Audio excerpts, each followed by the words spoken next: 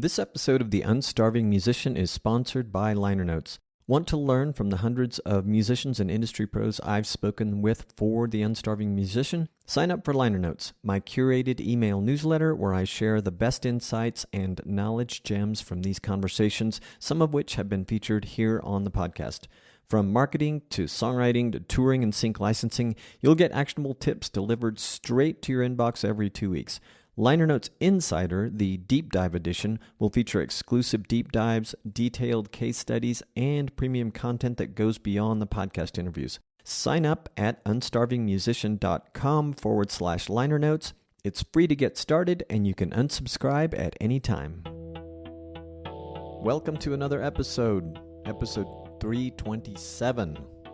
How are you? Where are you? And what are you wearing?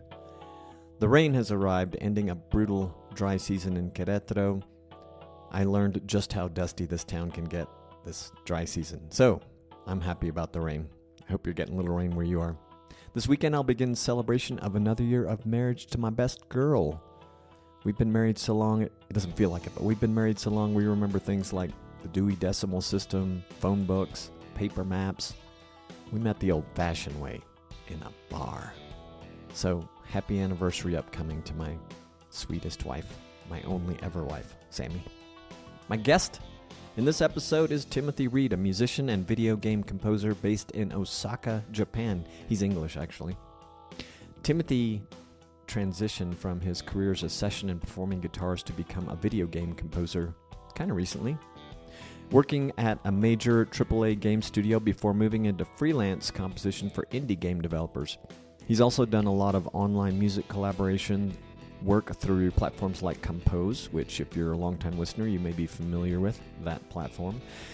This marks his second appearance on the podcast. We last spoke in January 2021 about his experience with online music collaboration. In this episode, Timothy shares his journey from session guitarist to working at a AAA game studio and how recent industry layoffs led to what he calls the best thing that could have happened, discovering the world of indie game development. We explore the creative differences between large studio structures and freelance composition work, the learning curve of adaptive music and sound design, and how traditional musicianship skills translate to the gaming industry.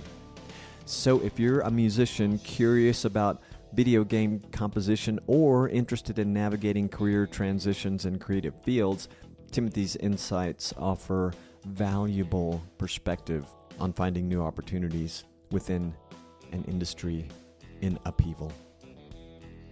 Without further ado, here is me speaking with Timothy Reid.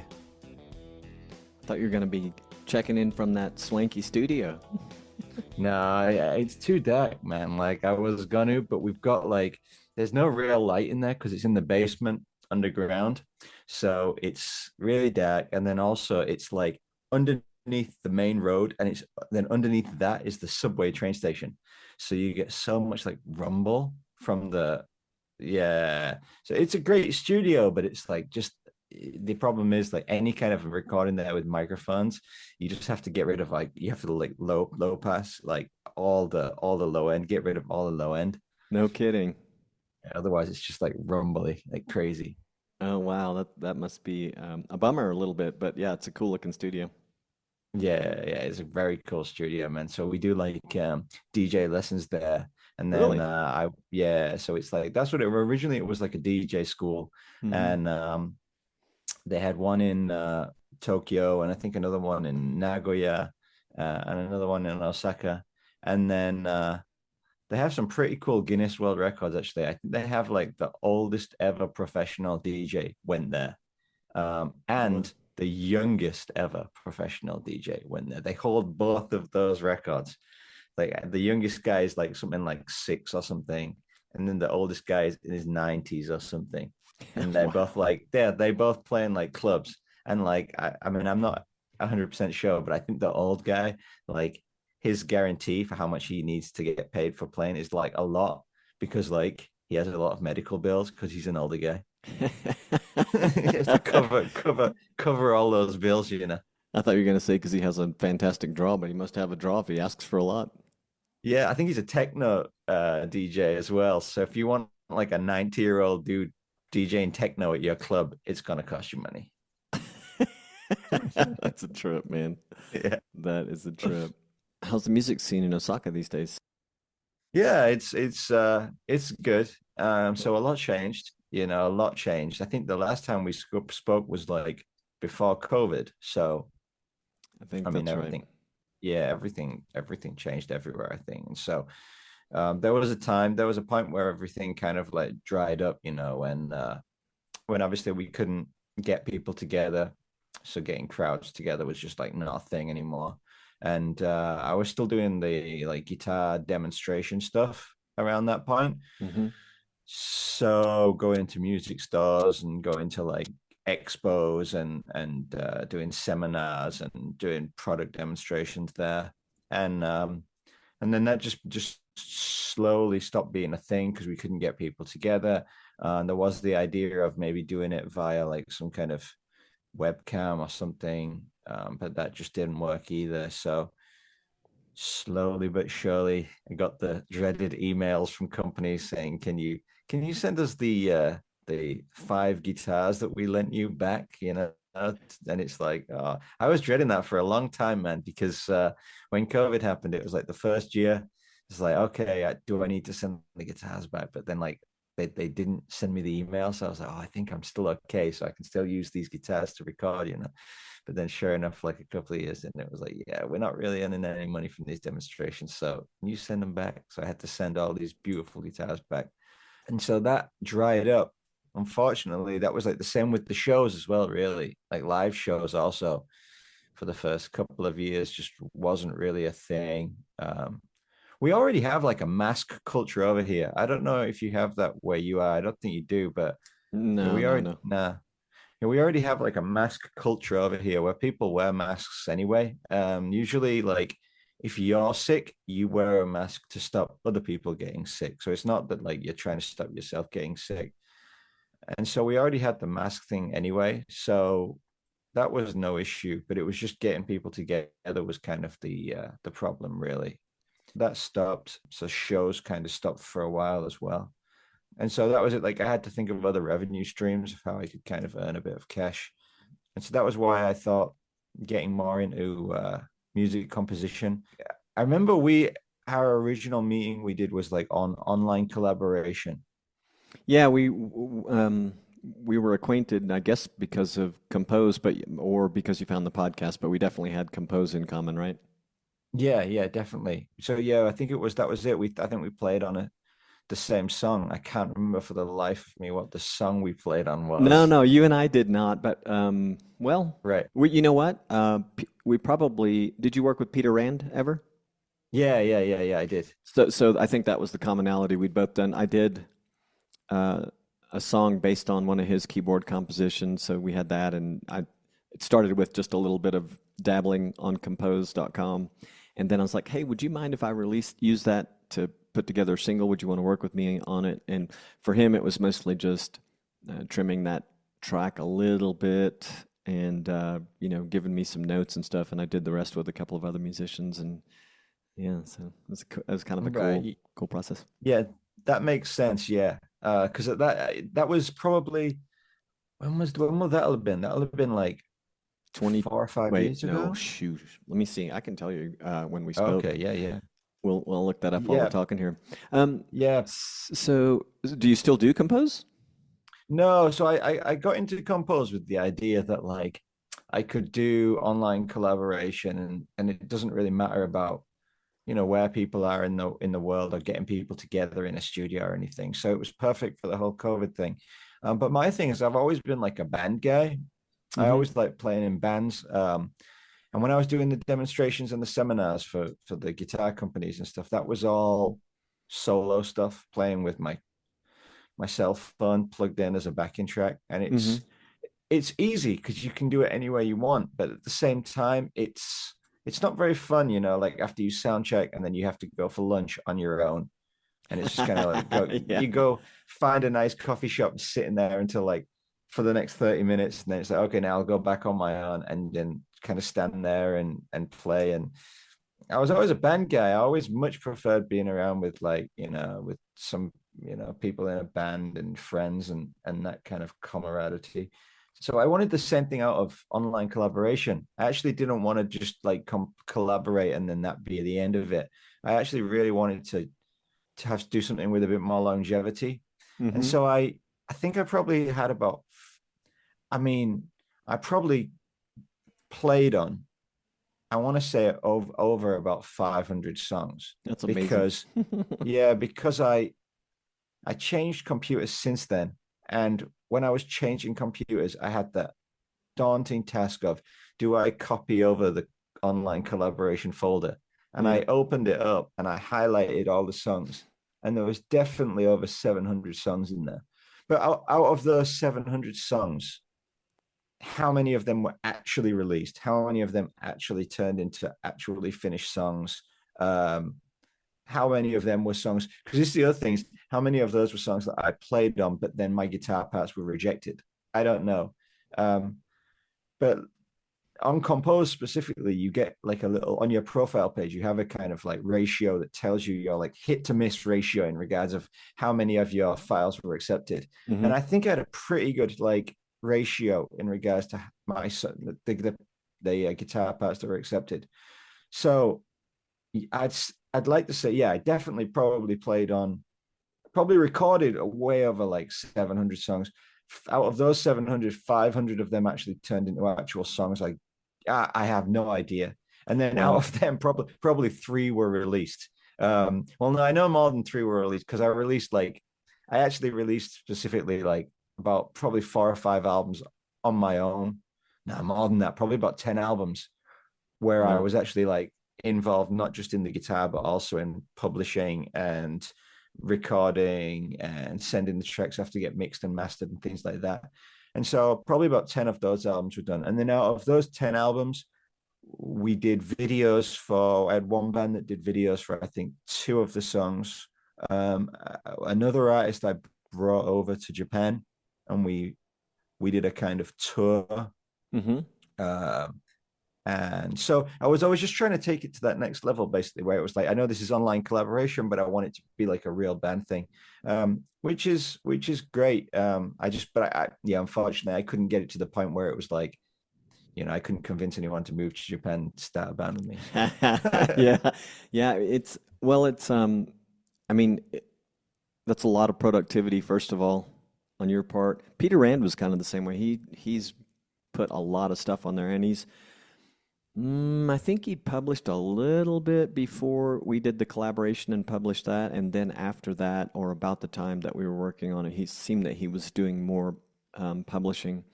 And I haven't kept up too much, but anyway, that's it's interesting to hear the ratio, of all the contributions with things that actually got released. yeah, But yeah. did you ever visit the site after they redid it? They kind of made it nicer. I just revisited it right now just because I spouted out all those numbers and I honestly wasn't sure if they were true at all. And I just logged in and it's like totally different. We spoke on January 29, 2021 the first time. Okay, 2021. Right. Hmm. Yeah, yeah, yeah. So like what, 4 years ago or something Yeah, like that. I meant Yeah, to yeah. look it Right. up, and I don't do transcripts for all the episodes, but I started doing them, and I was like, wow, this is too much work. I mean, even with all the tools have improved, but it's, still going through and trying to get it right is a lot of work added onto the whole process. And but now Apple is probably one of the best things that happened is that Apple started doing auto-generated transcripts that are pretty good on Apple Podcasts. Yeah.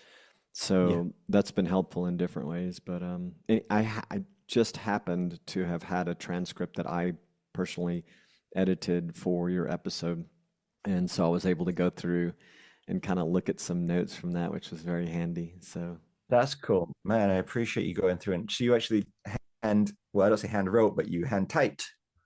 yeah, so I had an auto gen tool back then, but then I had to go through and identify. Well, I think it would identify speaker one, speaker two. So putting, saying it was me versus you or the guest, any guest was a piece of cake. But just going through and correcting things, where it either misinterpreted or just made no sense. You really have to read the whole thing and go, but you're basically proofreading it Yeah, and totally. Yeah, and yeah. fixing The errors. um the technology improved so fast because I was so obviously I changed to the computer game industry in Hmm. that time as well. And you were And not doing that before. Is that right? no, Yeah, yeah. I wasn't doing that before. Hmm. Um, but obviously moving to that industry, there's a lot of technology in that because computer games are pretty much on the forefront of technology, with Right. having any kind of like AI generated stuff as well, Hmm. for characters and content and all that kind of stuff. And when I was working, I mean, I still am working, but when I was working for the bigger company, like a AAA games company, we used to have online translation because obviously I'm based in Japan, and so I'm working with primarily Japanese companies, people, and but we would have meetings with like people in America and India. And so we would have the online translation at the bottom of the screen Oh, as it wow. happened. Yeah. And even just in the 4 years I was in those meetings, it improved to the point where it was like I wasn't needed anymore because a lot of my job was translation too. Oh, But really? I would just be, there would be like this moment after someone would say something where everyone would look at me and I'd be like, yeah, it was good. Move on. Like I don't need it's this spot on. Like even to the point where it was like conversational stuff where it's like normally I would have to translate something that was like, I don't know, some kind of idiom or something. It was like a phrase that wasn't, it doesn't really translate well. Even that stuff would be translated really nicely. And then of course, you can like prompt stuff as well now that you can ask it, can you translate this in a super easy to understandable conversational way? And it'll Hmm. translate it in a way that's really easy to understand.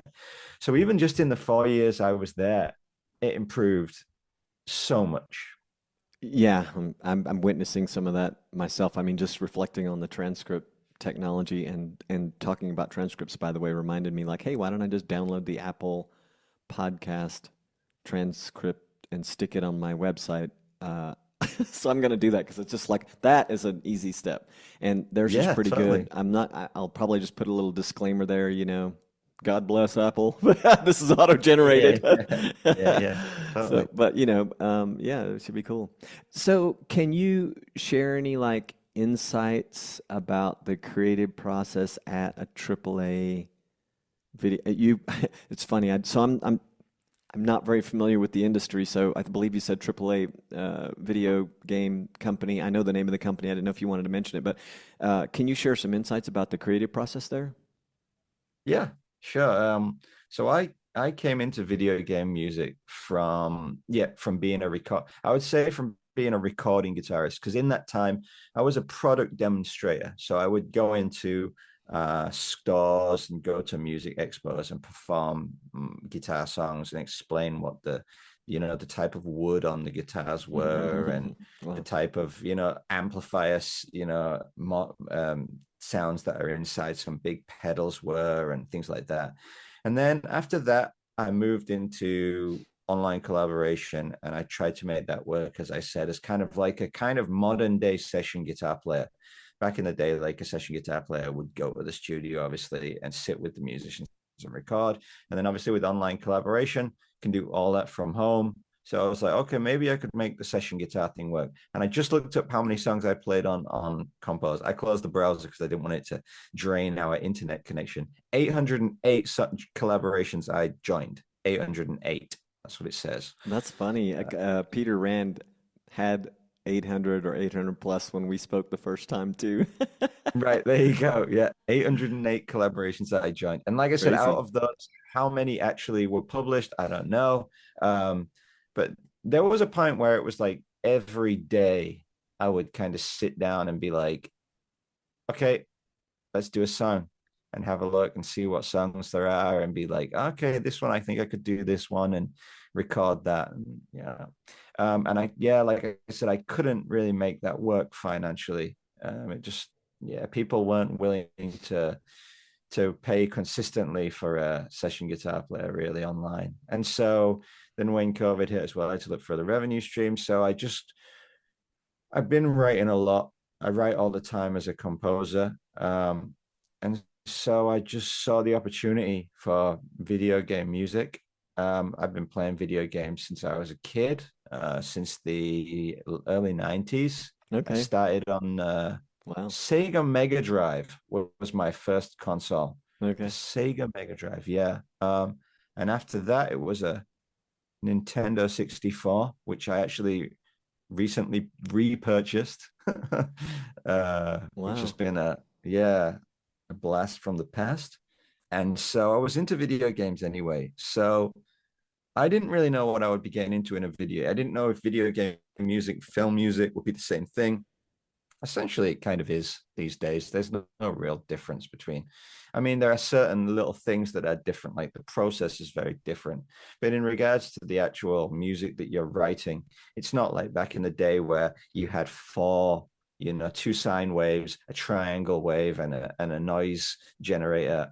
These days, the hardware is so good that you can record a song in a DAW like Pro Tools or Right. Logic, and then that song can be bounced and used in a video game. There's no real limitations like that. And so it was pretty easy for me to get into. To be honest, I originally joined the company as a transcriptionist Really? for for transcribing music. They needed someone at the company to actually write the music out. They didn't Wow. have anyone. Yeah, they didn't have anyone who could put pen to paper and write music out. Well, I say pen to paper. These days, it's all everything's on the computer. Like with Sure. Sibelius on Mute Scar or something like that. So I originally joined by that, and then kind of worked my way more into things like composition and implementation, and sound design, like sound effect design, which is like just making sounds for like a UI or Mm-hmm. something. So when Mm-hmm. you push a button, you need some kind of confirmation that says you pushed the button. And if you don't, it can be really like unfulfilling. When you push a button, it doesn't give you any feedback. So like creating sounds that feel really really fulfilling, like that's good. Even sounds that aren't really supposed to be fulfilling because it might be telling that you can't do something. You want to go through a door, you're not allowed to go through the door. It's like, okay, how do you make the player feel like, well, I feel really fulfilled and I feel satisfied that I can do what I want to do, which is a weird concept, but that really is a thing. And then the other thing would be Foley sound as well, which is going out. I don't have anything. Oh yes, I do have something. Going out with stuff like this bunny rabbit looking Tascam, Yeah. and with on a big stick and recording the sounds of, I don't know, cars or birds or footsteps, to be used in games. So these were things. Those were three things that were totally new to me. But the composition was something that I'd always been into. So it was kind of like everything led to another thing. So I went in there as a transcriptionist because I also speak Japanese. So that was another thing. It was like, okay, so you can help for the meeting. So it was transcribing music and also transcribing speech, and then moved into composition, which was something that I was kind of already confident with. Yeah. And then was like, okay, can you also do sound design, which is kind of similar to composition? It's just you might be creating a sound that's 0.3 seconds long. It's just literally a click. But it's like, if you're a creative person, creating sounds is very similar to composition, really. Mm-hmm. Someone shows you a door and it's an old door. It's like, as a composer, it's like looking at an old drum kit. You know what I mean? You don't see an old drum kit and think of like modern triggered kick drum sounds. You think, oh, that's going to be more of like a warm, boomy kick drum. And it's like you look at a door, it's an old wooden door. It's like, okay, so it's going to be kind of rustic. It might have some creak to it. It might not open perfectly. It might rattle a bit. So that was the same thing. And That's And cool. then yeah, it's all super interesting. I don't know if you've ever done anything like that. No, and in fact, I mean, because of my very limited experience with video games, but I mean, even some websites, for various reasons, will use some of those same concepts on the in the UI experience or the UX. And so I know what you're talking about. For me as a user, it's just there. It's part of the experience. So it's not something I thought about. And so to hear you describe it is very cool. So the gaming industry, I understand, has seen significant layoffs recently. From your perspective, what factors contributed to the changes in the industry, or whatever's driving it? I mean, there's a lot, and I have a lot of personal ideas on that. Some of which I probably can't get into here, but well, I mean, one big thing is that games went from being tangible objects to being downloadable. Right. Like Very similar to music. in the gaming industry, did that came after the digitization of music, kind of, or Yeah, because the yeah, it console did. was still Like a big thing, and then exactly. eventually media. I mean, is the console still? I mean, yeah, well, obviously the console has to be that because you have like special controller things. So it was just that everything's like you said, it's online as opposed to like well or downloadable. Yeah, exactly. So I think the benefit of having stuff online is that back in the day, if they released a game and let's say they had a limited time to do that game, let's say they had like, I don't know, 3 to 5 years and they spent 4.5 years developing this game. They had issues, they had setbacks. And so they only had a very small window to actually bug test the game for any issues or problems. And they may not have even had a team that was that big to be able to do that. And so they might have had, let's say they had, for like a AAA company, let's say they had 100 or around 100 game testers worldwide. And Hmm. so they would do their best to play that game as much as they can, figure out some issues. But once you release it, you have it's worldwide. So you have essentially like play testers now testing it from all corners of the world, trying to do things that the game wasn't invented for. And so someone breaks the game, it's kind of like, well, there it is. It's broken, and that people are going to exploit that now, and there's nothing we can do about it. If it was like a really big problem, like it would delete your saved data or something, then you would have to spend a lot of money to send out some kind of metal letters in the game magazines back in the day or on the internet to say, can you send us back those discs or cartridges? We're gonna do a fix and we'll send you another cartridge or something like Wow, that. wow, wow, wow. So they just Yeah, I wanted to mean, get those off the market completely and just and put something back that would help yeah, the original idea. exactly. So moving to digital means that that's way easier because you can just put out a day one patch. So you can be prepared day one. As soon as it goes out, someone will find something within day one that's broken. So you can all be there in the studio and it's like, okay, can someone fix that? Fix it. Then, put out a patch. Doesn't take long. Everyone, when they log in the next time, their PlayStation or their Xbox, whatever, their Nintendo will re-download the latest version of the game with the fixed patch in it.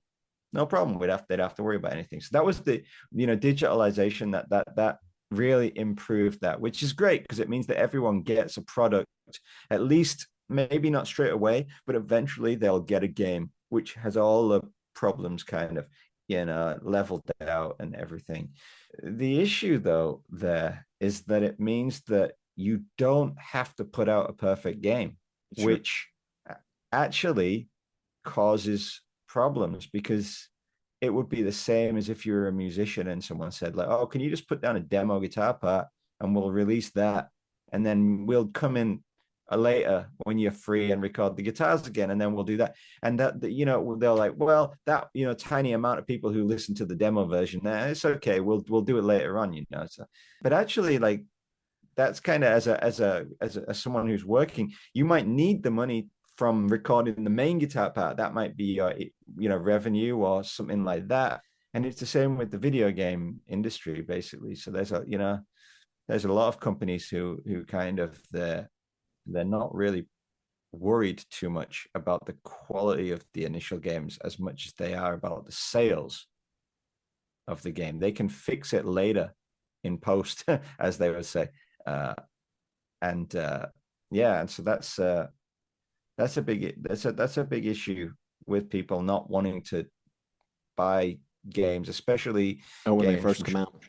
Yeah, exactly. Yeah. A lot of people will either wait or they are moving more towards indie games, which is something that I also kind of moved more into from doing the AAA games, because indie developers have more of a kind of they're more directly involved with the people who are playing their games. So if they release something that isn't finished, they're going to get direct messages telling them. So there's more incentive to actually finish a game and release something that's good, as opposed to a game from a big company where the guy at the top is responding to someone else and someone else and someone else and someone else. And so you're being told to put something out that you don't feel is finished, but you don't really have any say in it because it's up the chain, it's up the ladder, you know.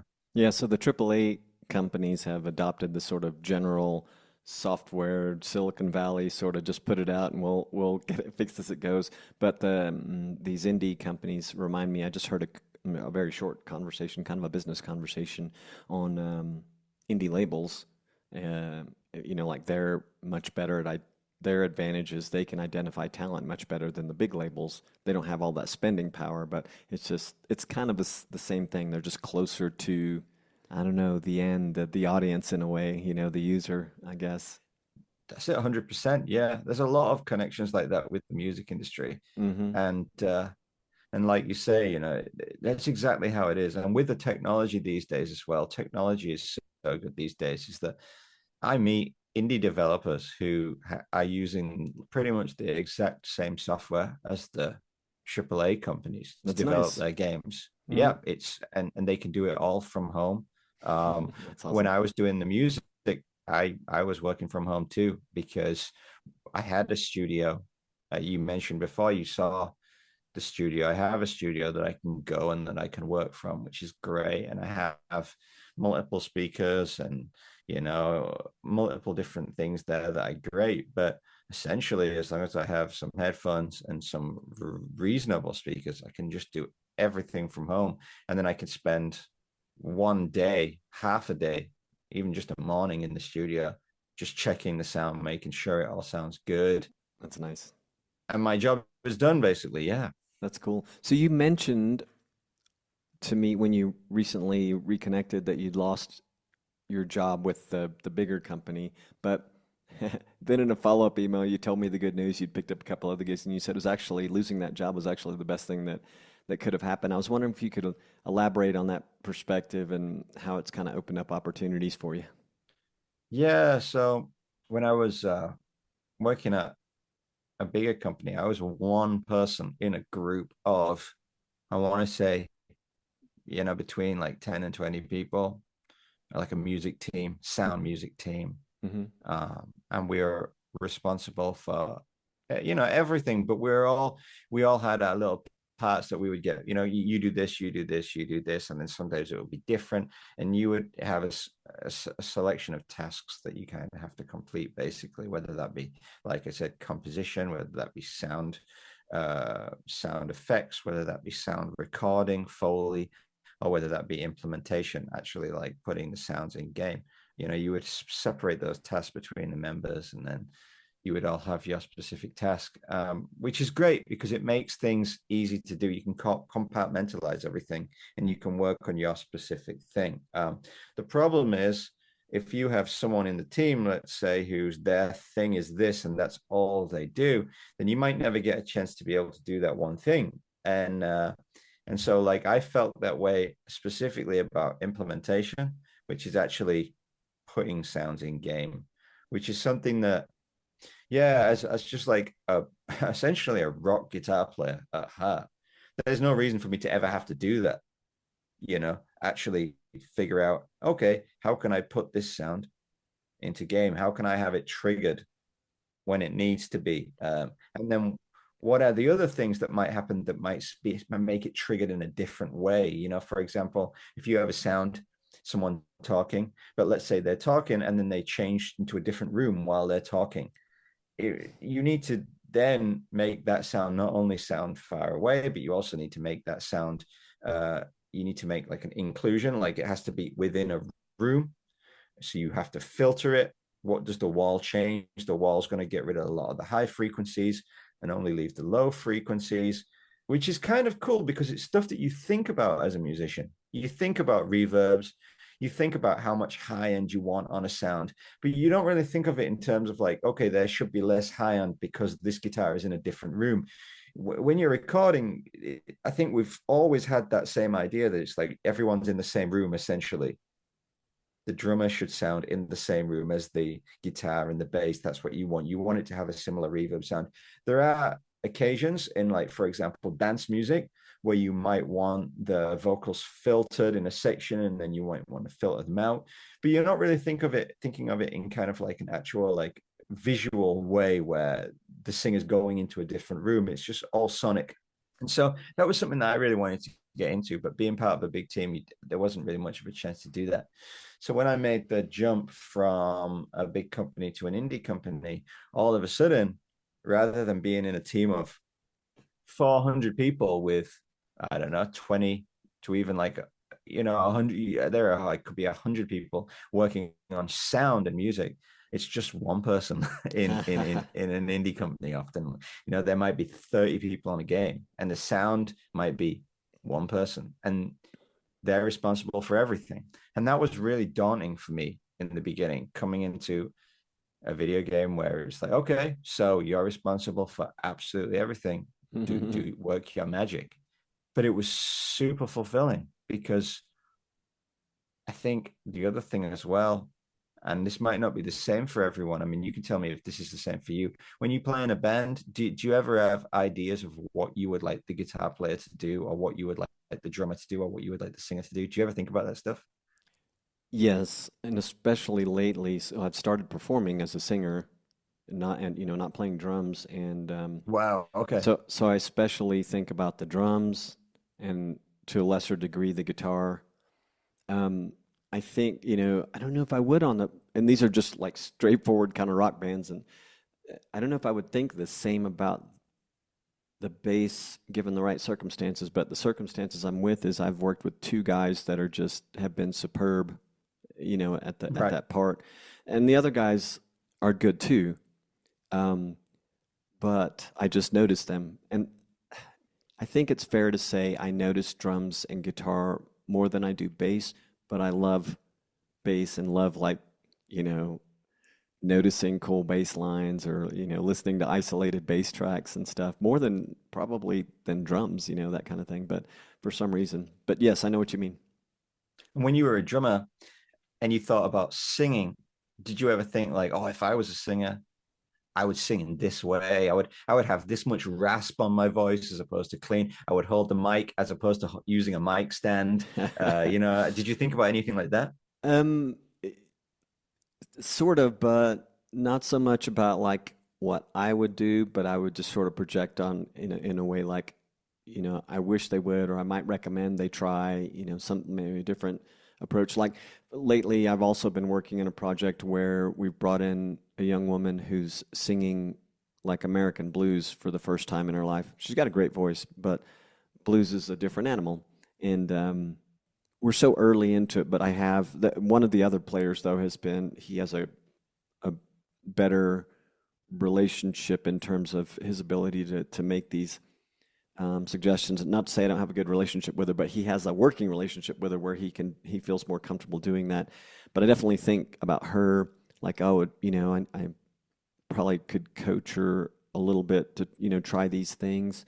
But outside of that, like the first thought I had when you asked me the question was I'd just be like, oh, I wish they would play it, you know, this way or a little bit better. Right. Yeah. Yeah. Yeah. But that's it. That's the extent of that. But I've been lucky to play with a lot of good guys, and I wish I could just tell people. Well, I could tell people all the time, but I always want to tell people that I work with, like, look, I know I'm not God's gift to music, drumming, singing, or anything. So when I offer critique or ask suggestions or give feedback or something, understand that I know. So Yeah. I mean, no, I totally get it. And the reason I bring it up is because when I was playing in bands, I still do play in bands, but obviously not as much as I used to. But I used to think about that stuff a lot, especially because I was only playing guitar back then. Mm-hmm. So I used to think like, man, like for example, I'd work with a singer and the singer would like take the mic off the stand, put the stand over there, and I'd be like, man, if I was a singer, I'd sing the second song with the stand. And then then the third song, I'd take the stand over there, and then like the bass player would like, I don't know, play slap bass for a full song, and I'd be like, man, if I was the bass player, I'd only play slap in the chorus, and I'd make a big deal out of it. I'd go at the front of the stage and do some level 42 stuff and show off. And as a drummer too, it's like, oh, as a drummer, I'd be one of those drummers who had like no toms. I'd have a super minimal kit. I'd have like snare, kick, cymbal, and that would be it. And all my fills would be like based on the relationship between like the kick and the snare, super creative and dynamic. And so I would think about all that stuff. And I was really into different instruments, even though I couldn't play them. I can't play drums to save my life, but I love writing for drums and I love writing for bass. I love writing for vocals. And it's very much the same how I felt when I moved into the video game industry. It's like I was doing composition and I would hear people doing UI sounds and I'd be listening to them. I'd be trying to focus on my own thing and I'd be just listening to these beeps coming from them. And I'd be like, man, if I was them, I'd lo-fi that beat. I mean, I'd put it through like a guitar amp rather than so clean. I'd have it kind of, edgy sounding. And so going into an indie company, the joy there is that it's like I've got free range. It's like a kid in a candy store where you can just try everything. And so I mean, and I am right now having a really good time trying to figure out all those different aspects. And it's a learning curve. It really is a learning curve because even with like the stuff that is familiar to you, like music, there are things that are not, like I said, not really thought of even within music. Like adaptive music is a big thing in the video game industry, which is where music basically changes depending on the experience of the player. So, oh wow. Which is really nice. I don't know if there's anything that like musicians could take from that, or even me going back to just writing standard music. I don't know if there's any influence I could take from that, but the idea might be like you have a layer of music that's happening. You could do it in two ways. You could do it horizontally and you could do it vertically. So horizontally, you could have 4 bars of music that are looping.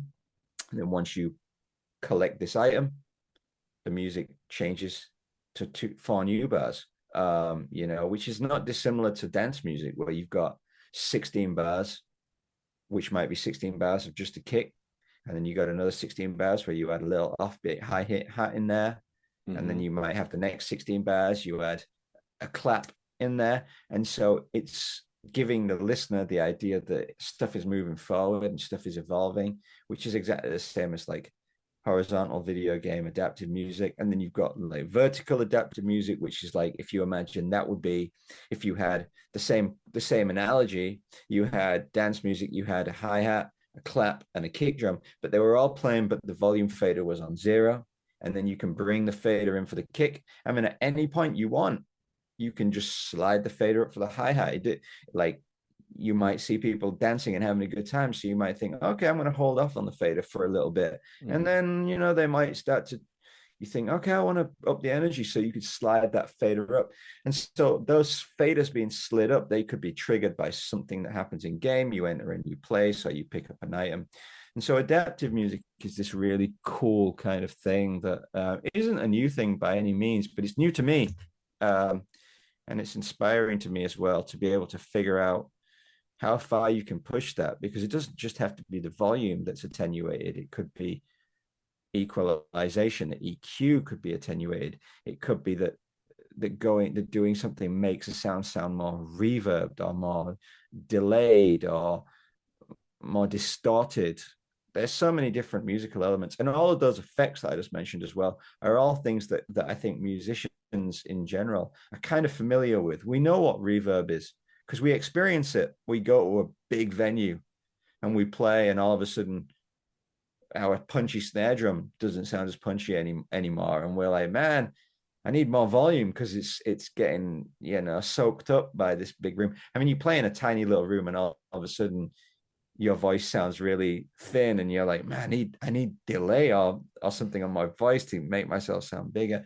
And so these are all effects that we're very used to working with. It's just like, it's almost like, it's like going from TV to film, you know what I mean? Or Mm-hmm. or black and white to color, or like doing a sport and then going to an Olympic level at that sport, not in regards to the difficulty, but in regards to seemingly what is important and how it's the same skills, but they might be in a different way. It might, like, for example, in like a judo tournament, it might be that the important thing is using the right moves to beat the opponent. But in the Olympics, it might not be that. It might be like staying out of the way for most of the time because you've got, I don't know, X amount of matches that you have to do that day. So the more important thing, rather than beating all your opponents, is keeping your energy so that you can at least do reasonable in everything over the full course of the tournament, kind of thing. And so that's very much how I feel about going to the video game industry. It's the same skills, just in a different setting. Yeah, and it sounds expanded because as you started describing that, I am reminded that if you're lucky enough to play in a band for a long time, and then you're lucky enough that that band has a good dynamic, such that, I'm gonna use the word twice, they're really good at dynamics, they can read Yeah. a room really well and just spontaneously do things. I think I maybe noticed guitar players, some, who are more attuned to audiences. In this includes bands I played in the past where they will change it up because they see something in the audience.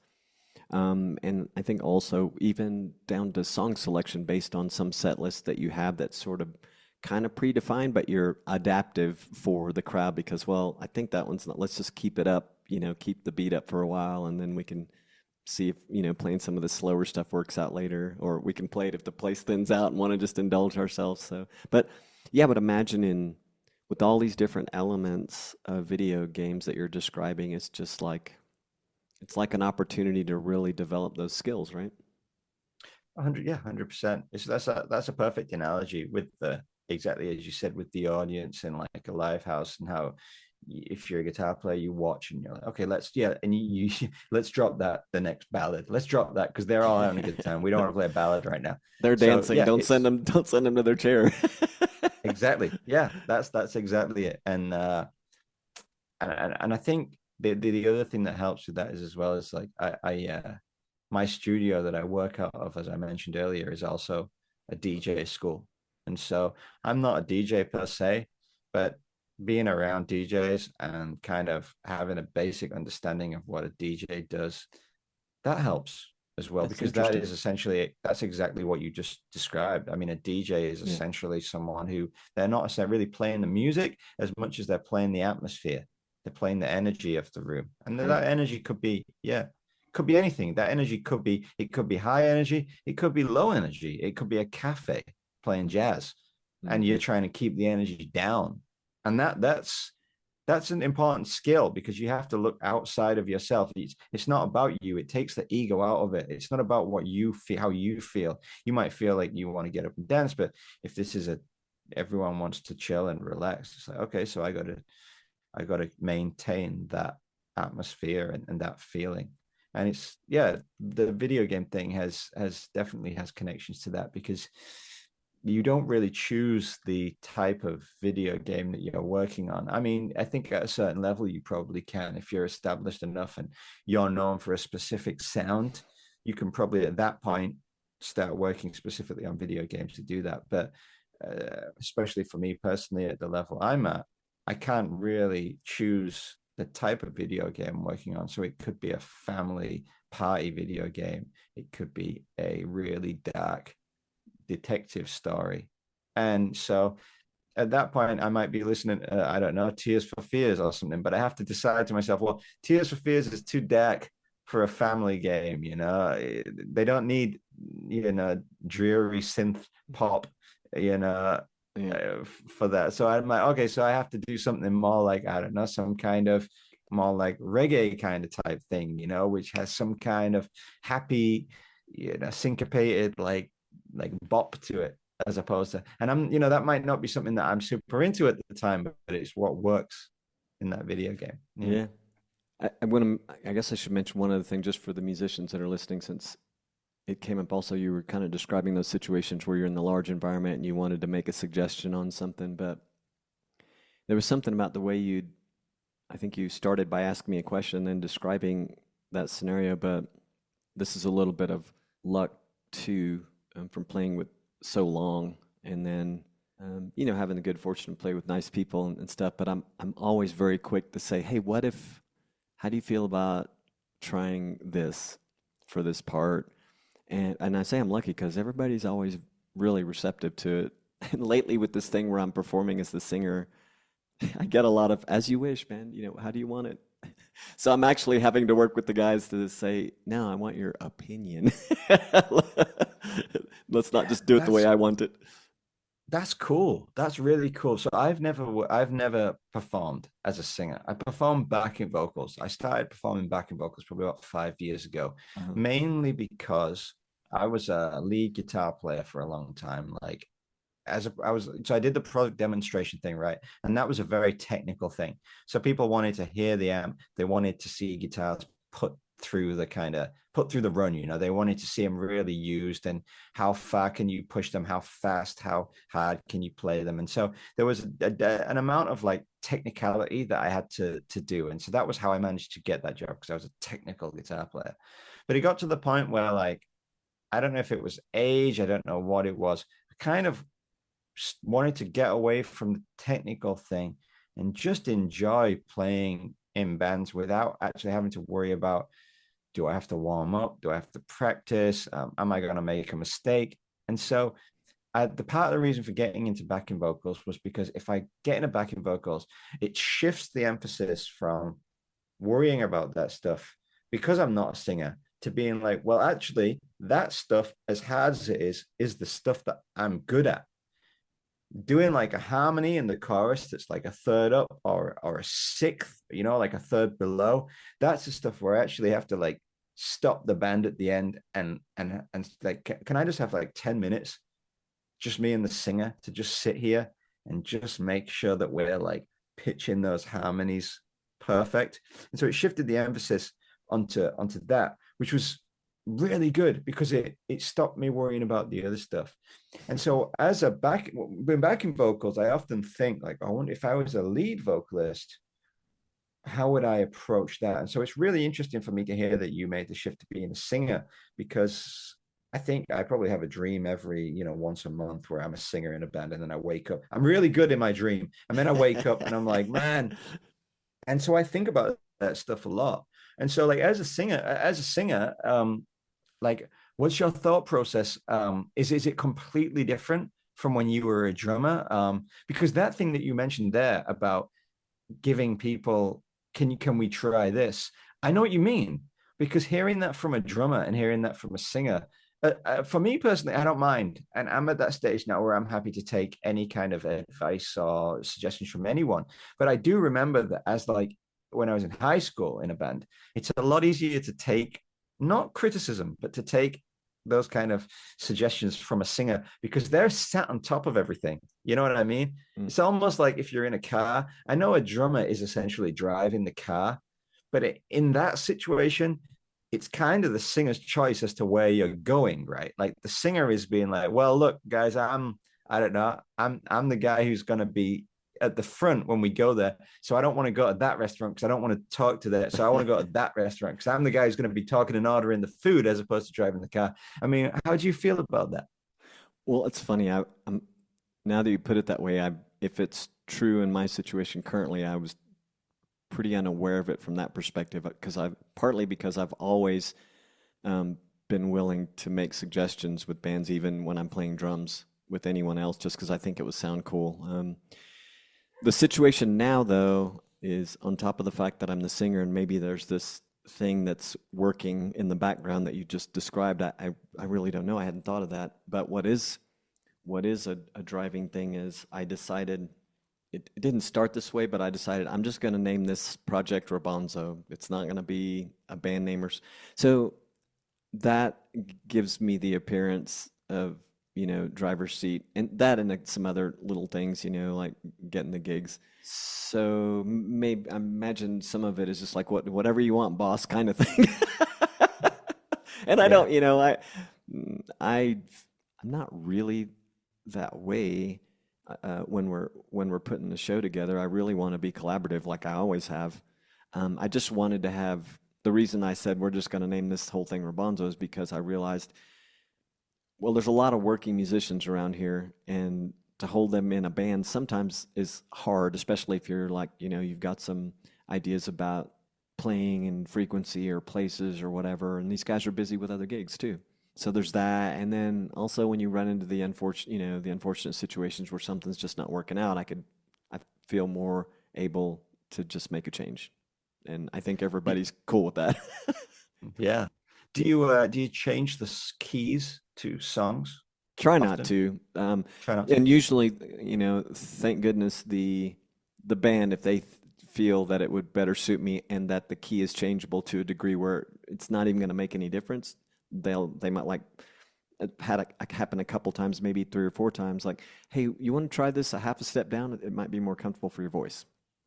And I try to Right. take Yeah. that, part of me is like, I want to sing it in the original key, but I also take that as, I should try it because they're listening to me and they can hear that I'm struggling a little bit. So, Yeah. Like that was one thing that I noticed. The more I started working with more professional vocalists, the more the keys started to getting changed to the point where, yeah, pretty much by when I was probably at the most, when I was performing with the most well-known people that I played with, yeah, it was like every song. It would be very rare that I would get a set list of songs all in the original keys. They would all be shifted down or up. And then even on the day, no, I was shifted. gonna say at least you knew ahead of time, but I've played with some Yeah, guys who have to deal with that. Yeah. yeah, I've had that before, especially the stage kind of what do you call it? Not singer-songwriter type people, entertainment kind of entertainment type of singers. So the people who came Performers. from like Okay. stage shows, yeah, exactly. People who came from stage shows, musicals, things like that. I found that they are very good at shifting or not good at shifting keys, good at suggesting, I think we should change the key because I have a cold today. So can we move the key down a whole Smart. step? Yeah. Just a very Yeah, no, experienced singer, right? it's super smart, and it feels really annoying at first, but it is really important because it's like if I had a guitar and it only had 4 frets, and it was like, okay, there's your 4 frets, play your show, and then someone chooses a key, and it's like, I don't have that fret. You know what I mean? It's like, so there's two choices there. I can ignore the fact I don't have the fret and make a mistake or not do it, or I can be like, guys, I don't have that fret. We need to we need to change here. And if you're the person who's kind of like I said before, if you're the person who's you're going to be taking the rap for everything because you're the person everyone's listening to as a singer, that's usually who it is. Yeah, there's a good reason there to suggest change in the key. And so yeah, suggestions are important, and even suggestions to the point of just thinking of something and not even suggesting it. I think is a really important experience for musicians, especially in the video game industry. That was part of the reason that when I changed from the big company to the small company, that was part of the inspiration was that someone asked me, okay, I've got this project. Can you do sound design? And I'm like, I've never done sound design, but I've sat there and watched this person do sound design for the last 3 years, watched their process, and then thought to myself, I would do that differently. I'd change that. And I might not have voiced my opinion, but I thought it and I took a mental note of that. And so when that person asked me, it's like, okay, I remember that person doing that. Yeah, I can just do what they did, but I'm going to change that, do that slightly differently. I mean, you might do it and realize that that person had a reason for doing it that way. You realize that's why that doesn't work. And I'm glad I didn't say that, because it doesn't work. Or it might be the total opposite. You do it and you figured out a way in your own head to make that process way easier. Yeah. You didn't even mention this as a motivator, but I was going to say for also for the listeners, but for you if it never struck you, but what a additional marketing asset it is to be able to sing and back up. I mean, that's huge. I had a drummer play with me at a couple of shows who I'd gladly have do more, and he sings harmonies like a bird. And Yeah. I was like, man, I feel kind of bad that I haven't worked harder at that as a drummer. I mean, I've sang as a drummer, but have shied away from trying to do harmonies because I find it difficult a little bit because just the racket of the drum. I mean, and I've used in-ears the whole thing. I don't know, maybe I just don't have I can't focus enough, or just confidence more than anything, I'm sure. But he inspired me to just like, work harder at it. And in fact, I'll have my next opportunity later next month with a band that I'm seeing a lot of harmonies in and some lead stuff. So I'll have a chance to really work on that and be a more sought after musician if I'm playing drums. 100%. Like if I had any advice to any kind of like starting out musicians or anything, like it would be start singing as soon as you can and get over the embarrassment of singing, because it's hard to sing because you can't really choose your voice. You can choose your instrument, you can choose down to nowadays with synthesizers, you can edit and you can choose it and you can make finite choices to make sure that it's perfect. You can't really do that with voice. You're kind of set with your voice, especially in a live performance setting. Hmm. But the sooner you can get over that worry that maybe your voice isn't as good as this guy or that girl or whatever, as soon as you can get over that and start singing, it benefits everything, to the point where if you're a drummer, you realize now why a fill is there, because more often than not, there's no vocals there. So it's like, oh, that's why the fill is there, because yeah, sure, there's a big space there. And if you're not aware of the vocals, you might just think, well, I can just do that fill anywhere. It doesn't matter. When in actual fact, no, there's a real reason for that fill being there. And it's the same with guitars and like chords. Like this chord leads to that chord, and you might hear that and think, well, I'm not really sure why it does, until you start to sing the vocal, and then you realize that like, oh, okay, the vocal is doing something that is in the chords that's leading it to, like, either in regards to the melody, or it might be like the same as the drums. There's actually no vocals there. So if I just play this chord, it's just a chord. Whereas actually, because there's no vocal there, you can spice things up. There's no rules. There's nothing telling you what you have to do. So the sooner you can start singing, everything improves. Your timing, your rhythm, the melodies, the harmony, your understanding of structure and why structures are in a certain way. All of that stuff, yeah. That's true. That's true. I would say maybe add only that one thing I've noticed with a lot of players I've met, worked with, um, a lot of them, when they do sing, and it might be some very limited amount, but they don't really treat their voice like an instrument like they do their primary instrument. It's sort of secondary, and I think, you just, there are certain things you got to do to get the most out of it. And that's the first thing, is just realizing it's an instrument. I gotta like treat it as such. Yeah. Yeah, 100%. And then the other thing as well is treating it like an instrument that has its own good things and maybe things that it doesn't work that well for. And understanding that and being able to frame it and use it in a setting where you feel you're getting the most out of it. It's very much the same with guitars, like you could have a 1 watt guitar speaker, which you think, this is pointless. I can't use this anywhere. But like I said before, there might be a UI sound, a Yeah. click or a beep, and you just want it to sound way more analog and way raw, and you want it to be less in the way. So put that through a 1 watt speaker, and all of a sudden you've got this sound that sounds like an old Sanyo, Yeah. calculator or something. And it's like, it has its place. Everything has its place. That's great. I'm still learning a lot of this stuff. You mentioned a few things, like it has dawned on me that I have a different awareness for timing as a singer that has taken me by surprise than as a drummer. And I'm discovering limitations in my voice still trying to find, my real voice. So yeah, it's a discovery process. So when you mention these guys that like are really good at suggesting when to change the key, that's a lot of experience. That's a lot of experience.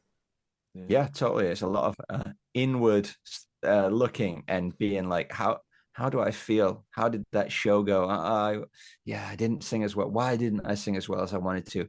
Maybe the key was too low. That like you said, experience is key really for that. hmm Well, you know what I'm gonna do? Something that I keep saying, I really should is I'll just start recording myself rehearsing and listen to, because the few times I've done that is like it's such a great way to hear if you think you're struggling or maybe you're not aware you're not sounding right on something, to sort of figure out what's going on. So hey, are, for musicians interested in breaking into video game composition, do you have any advice based on the experience that you've garnered so far? Yeah, so like I said before, there are crossover skills. You know what I mean? There are crossover skills. So there are things that as a musician you know and you think of as being really kind of normal things that in the video game industry aren't as normal. They're really important skills, but they're skills that not many people think about. So the thing that really helped me was making the most out of those skills and then understanding that there are other things that I'm not familiar with. And that's where I can spend my time, but not getting too caught up on the fact that like I don't understand them, going back to the stuff that I can do and kind of being fulfilled and satisfied in that, okay, I can do this. I have a place here and this stuff will come if I give it time. But this stuff that I can do, I can use that, and eventually, the stuff that you need to learn will kind of creep into what you do. So for me, like I say, I've never done Foley recording before. I've never gone out. I'm a homeboy, man. I sit at home, play guitar, and then I don't walk, I don't go out. I go to the gym, but it's an indoor gym, with machines and air conditioning and Pepsi in the vending machine. It's I'm not a walking person, but obviously Foley recording, like you need to do that. You need to go and record wilderness. You might need to go and record a stream and stuff like that. But it's no different than miking up a singer or miking up a drum kit, or if you do podcasts, miking up your vocals. It's the same process. You need a good microphone. You need a good environment. You don't want to be next to a building site. You know what I mean? If you're trying to capture the nice, ambient sound of a forest, make sure you're somewhere in the middle of nowhere. You might take a train out somewhere, move away from the train station, find somewhere nice. Might want to you might want to wait a bit before you start recording. Just like in a live house as a guitar player, you don't want to push record and then start playing straight away. You might want to push record. Okay, let's just give it like a minute. Let's capture the ambience of the room. Let's capture the crowd sound. Let's capture the sound of us go walking onto the stage. Someone might say something. It's the same thing. You might push record, but you might wait, sit there and let maybe the birds forget that you're there so that they start tweeting, all of that stuff. And then also, you might leave longer at the end, just like you might want the sound of you walking off stage, putting the guitar down and the audience dying down and the BGM, the background music being faded back in from the DJ or whatever. It's the same. You might leave it a little bit longer than you normally would, walk over and stop recording and stuff. And so if you can think about it in terms of that, like what are the skills that I already know and how can those cross over into these other things, then it's not that big of a challenge. There are things that are difficult, like implementation, which is more computer based. That's using like middleware software. There's a few different middleware softwares out there where to actually put sounds in game. That requires some knowledge of certain, not coding per se, but it requires knowledge of the system that they use to put those sounds in, the type file types and things like that. Something that always confused me in the things that I'm doing now is that I think it's changing, but a lot of people were referring to reverb as volume. Yeah, that confused me, because when they say that, and this is a really specific reason, I was having this big conversation about reverb, and the guy kept saying volume, and I kept thinking to myself, the volume doesn't matter. It's the reverb that's the issue. And then I realized by volume, he was talking about the volume of sound in a space, which is reverb essentially. And so it's just like, but those are the things that exactly, that's what you learn. Those are the things that you will know what reverb is. So as soon as you realize that, like, the volume of a sound is reverb, then it's really easy. It would be really hard if you didn't know what reverb was, or how a reverb should work in a room.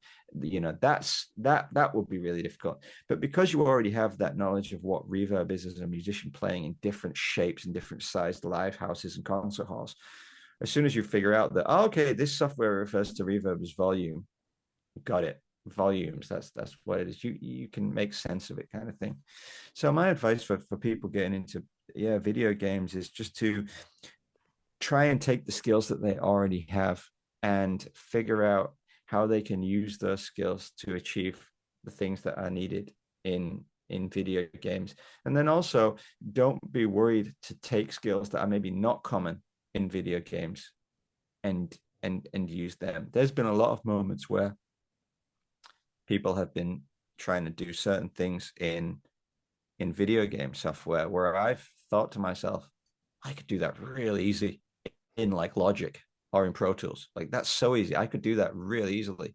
And again, it's that moment, like I said before, of thinking that, and then you have the choice whether or not you want to actually say it. But just thinking that and acknowledging it in your own head means that down the line, when it comes to you doing that, you've already thought about it. Just like being a drummer and a singer, you've already thought what you want the singer to do. And it's the same thing. I've already thought, well, I would do that in this software rather than in that software because it's way quicker. And you try it and it works or it doesn't work. But it's all, it's just all like a process in your own head.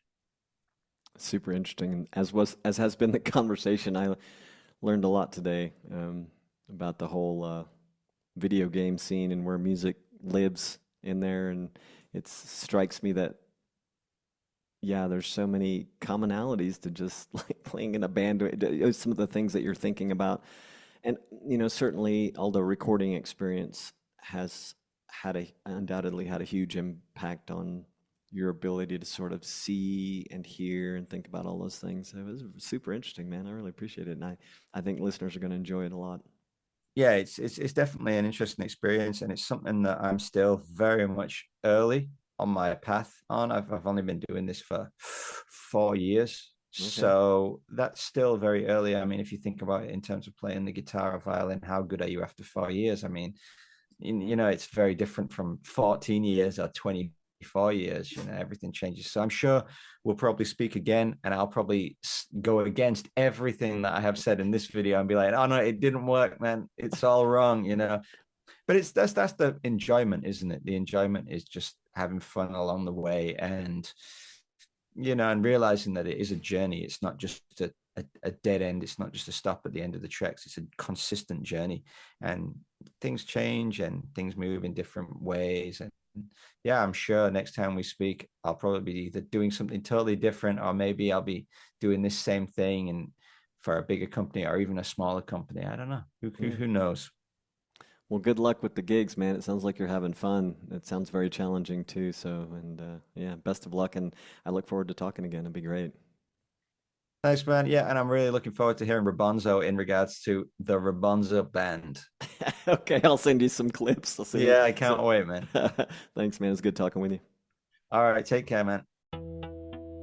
As an independent podcaster, your support means the world to me. You could even say I depend on it. With that in mind, here are some things you can do to help support us. Follow us on your favorite podcast app. Leave us a review on your favorite podcast app. Or shoot me a review by email, rabonzo@unstarvingmusician.com, that I can use on the website. Or just share this episode with a friend. This makes a huge impact on our audience growth. You could also visit our crowd sponsor page at unstarvingmusician.com/crowd sponsor to learn of the many other ways of supporting the podcast, including a quick and easy online tip jar. It's like click, tip, done, easy, and super appreciated. You'll find many ways of showing your support there, including through our affiliate partners like Bandzoogle, Kit, Email, formerly ConvertKit, DreamHost, and others. The music you're hearing is New Gods Part 2, the instrumental mix by yours truly. You can hear the full version, download it, or buy it at robonzo.com. And if all this was too much to remember or process, just go to the show notes for this episode at unstarvingmusician.com to find links to all the stuff talked about in this episode. You can leave us feedback, questions, comments, complaints at unstarvingmusician.com/feedback. Thanks for listening. Peace, gratitude, and a whole lot of love.